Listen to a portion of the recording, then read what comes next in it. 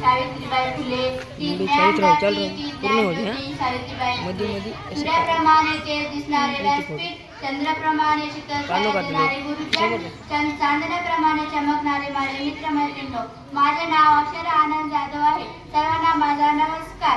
मी आज आपल्या समोर क्रांतीज्योती सावित्रीबाई फुले यांचा यशोगाथा सांगण्यासाठी उभे आहे. सर्वप्रथम सावित्रीबाई फुले यांना माझा श्रीवर वंदन.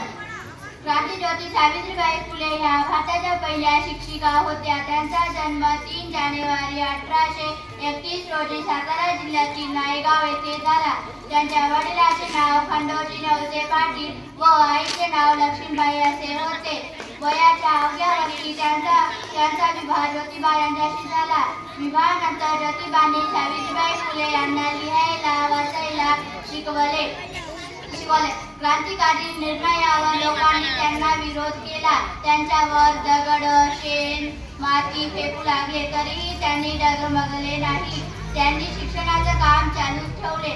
त्यांनी गोरगरिबांना अनाथ व विधवांना आधार दिला. काव्य फुले भावनाकारी सुबोध रत्नागिरी सारखे काव्यग्रह लिहून समाज जागृती केली. स्त्रियांना असा संदेश दिला की स्वाक्षरवाणी बनवा असा संदेश दिला. दुर्दैवाने 10 मार्च 1897 रोजी सावित्रीबाई फुले अखेरचा श्वास घेतला. अशा या क्रांतीज्योती ज्ञानज्योती सावित्रीबाई फुले यांना माझे कोटी कोटी प्रणाम. जय हिंद, जय भारत.